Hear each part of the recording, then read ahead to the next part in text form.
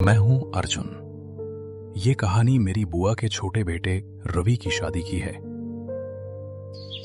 रवि की शादी एक छोटे से गांव में तय हुई थी, जहां आज भी पुरानी रस्में और रीति रिवाज माने जाते हैं। शादी से पहले गांव के एक बूढ़े तांत्रिक ने आकर बुआ को कहा कि शादी का एक रिवाज अधूरा है। उन्होंने एक पुराने गोल शीशे की मांग की, जिसे दर्पण बंधन की रस्म के लिए इस्तेमाल किया जाता था। बहू, इस शादी में एक रस्म अधूरी है। दर्पण बंधन का समय आ गया है। इससे विवाह का बंधन मजबूत होता है। बुआ ने मुझे और रवि को शहर से एक बहुत पुराना शीशा लाने को कहा।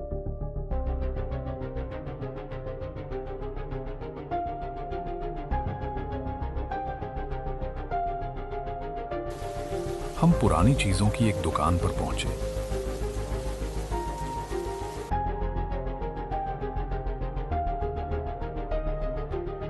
जहां एक बहुत ही खूबसूरत लेकिन अजीब सा शीशा रखा था। दुकानदार ने हमें बताया कि बाबू, ये आम शीशा नहीं है, ये एक खोई हुई दुल्हन का है। जो भी इसे ले जाता है उसे उसकी आत्मा का एहसास होता है, इसलिए इसका दाम ज्यादा है। रवि ने उन बातों पर ध्यान नहीं दिया और हमने वो शीशा खरीद लिया।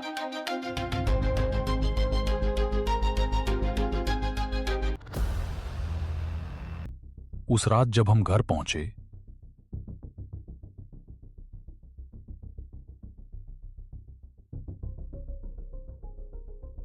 तो बुआ ने हमें बताया कि तांत्रिक ने दर्पण बंधन की रस्म के बारे में कुछ और बातें बताई हैं। अगले दिन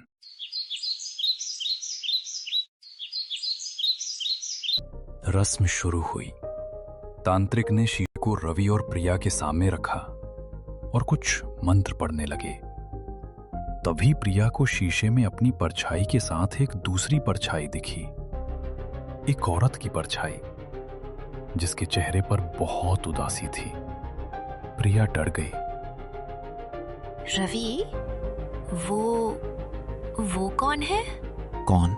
तुम्हारी परछाई है। नहीं, वहां कोई और भी है।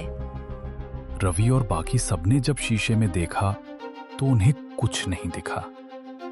तांत्रिक ने गुस्से में मंत्र पढ़े और प्रिया को चुप रहने को कहा।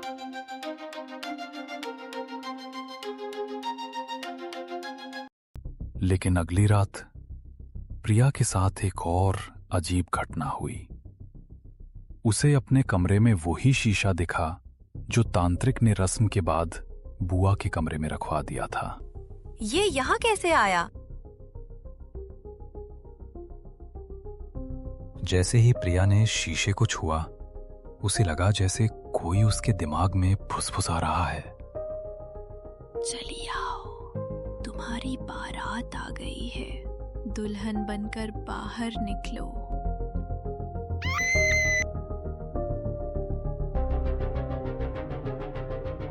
अगले दिन सुबह जब हम उठे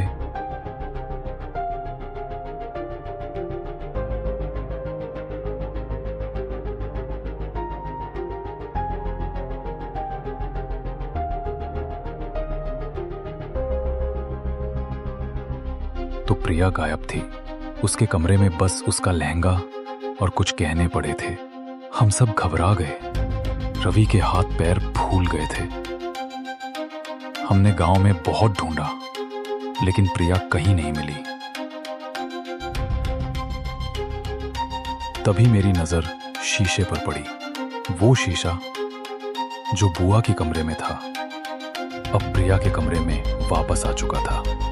मैंने उस तांत्रिक को फोन किया और पूछा, तांत्रिक जी, प्रिया गायब है। ये सब दर्पण बंधन के बाद हुआ है। इस शीशे का क्या राज है? बेटा, यही तो राज है। वो खोई हुई दुल्हन की आत्मा थी। वो अकेली थी, उसे एक साथी चाहिए था। तुम्हारा तोहफा वही थी। तांत्रिक की बात सुनकर मेरा दिल बैठ गया। क्या उसने अपनी शक्ति बढ़ाने के लिए प्रिया की बलि दी थी? लेकिन उसने दुल्हन को अकेले क्यों भेजा? और इस सब में रवि का क्या रोल था? मैं तांत्रिक के पास गया। वो मंत्र पढ़ रहा था। मैं गुस्से में चिल्लाया। आपने प्रिया को कहाँ भेजा है? उसने मुस्कुराते हुए कहा, प्रिया, मैंने नहीं, तुम्हारी बुआ ने बुलाया था। बुआ? क्या मतलब? अरे, जब उसकी बेटी को खुशियां नहीं मिली तो वो किसी और को भी खुश नहीं देख सकती।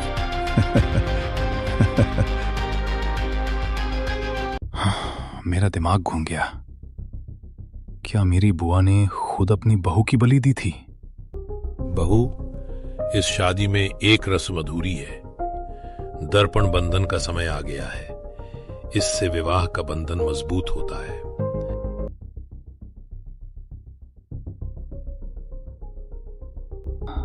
तभी मेरे दिमाग में एक बात आई। प्रिया रवि की दुल्हन थी, बुआ की बहू नहीं। तांत्रिक ने कहा था कि बुआ की बेटी को खुशियां नहीं मिली थी। मेरी बुआ की कोई बेटी नहीं थी, सिर्फ एक बेटा था, रवि।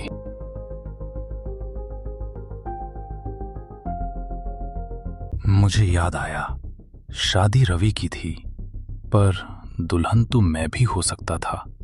बुआ हमेशा मुझे रवि से ज्यादा पसंद करती थी।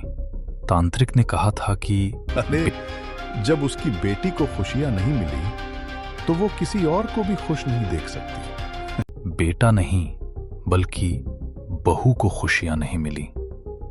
मेरी बुआ की बेटी नहीं थी, लेकिन उनकी बहू तो थी, उनकी सास। असलियत ये थी कि तर्पण बंधन की रस्म किसी और के लिए नहीं, बल्कि मेरी बुआ के लिए थी। मेरी बुआ अपनी बेटी की नहीं, बल्कि अपनी सास की मौत से दुखी थी। उन्हें लगता था कि उनकी सास ने उनकी खुशियां छीन ली थीं। दर्पण बंधन एक जाल था जो उन लोगों के लिए था जो अपनी खुशियां खो चुके थे। तांत्रिक ने जानबूझकर प्रिया को दिखाया था ताकि वो डरकर दूर भाग जाए, लेकिन असली शिकार तो कोई और था। प्रिया लौट आई है, पर रवि की शादी अब बस एक अधूरी दास्तान है। और वो शीशा आज भी मेरे घर में है, एक याद बनकर, जो शायद कभी मिटेगी ही नहीं।